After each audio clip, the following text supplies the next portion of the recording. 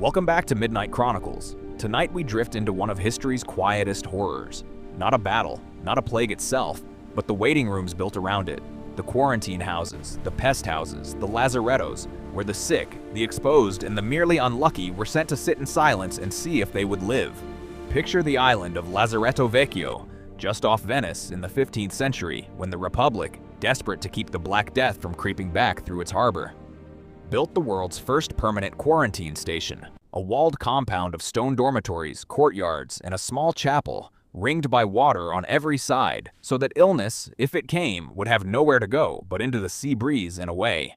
Ships arriving from the east were held offshore for 40 days, a number chosen not by medicine but by faith, an echo of Christ's 40 days in the wilderness.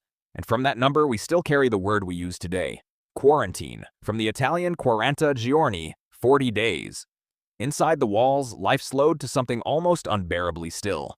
A merchant who had spent months at sea might find himself confined not to a cell, but to a shared stone room with a dozen strangers, their belongings fumigated with vinegar and smoke, their letters home held for days before being aired over burning herbs to kill whatever unseen thing might travel on paper, because no one yet understood that the danger rode not in the ink, but in the fleas nesting in ships' rat-infested holds.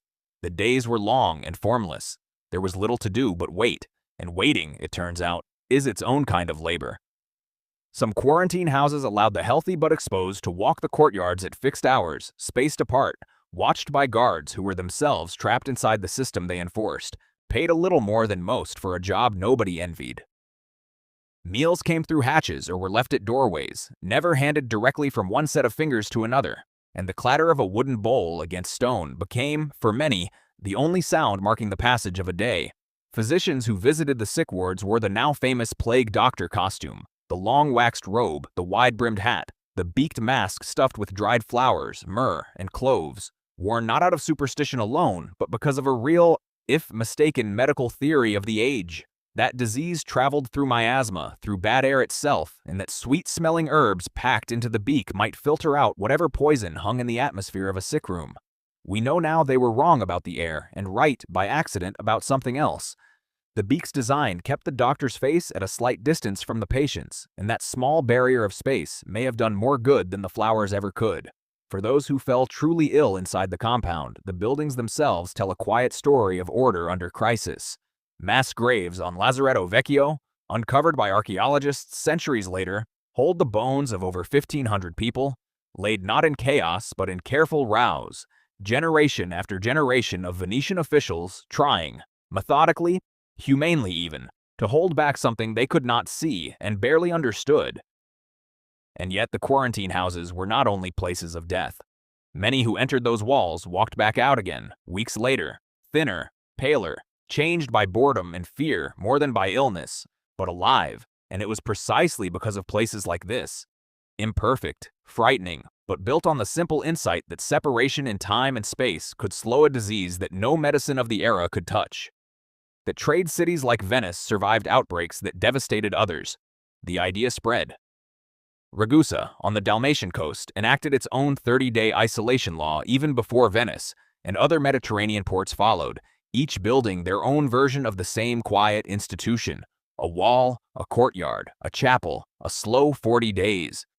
Consider what it must have felt like to be inside one of these places on an ordinary evening. The sea audible beyond the walls but never visible from your particular window. The smell of vinegar-soaked cloth drying on a line, a guard's lantern moving along the courtyard wall at dusk, the low murmur of prayers in the chapel for those who had died that week, and underneath all of it, a strange and very human patience, the kind that comes only when there is truly nothing to do but wait and hope your body does not betray you. Children born inside these compounds, and some were, grew up in a world defined entirely by walls and water, their first understanding of distance shaped not by mountains or roads, but by the width of a courtyard and the length of a countdown. Letters written home from quarantine survive in a few archives even now, and they read more often than not as accounts of terror but as accounts of tedium, requests for books, complaints about food, small jokes about fellow prisoners of circumstance, the ordinary voice of a person trying to make an extraordinary situation feel survivable. One day folded into the next. By the time the 40th day arrived, if no fever had come, the traveler was free.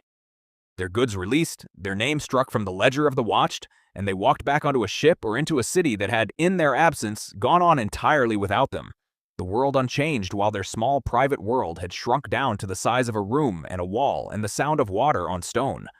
It is a strange kind of history, this one. Not the history of banners and sieges, but of ordinary waiting rooms built out of fear and stubborn hope, places where the greatest act of courage was simply staying calm inside four walls while an invisible enemy passed overhead, and where, 400 years before, germ theory gave humanity the language to explain what it was actually doing.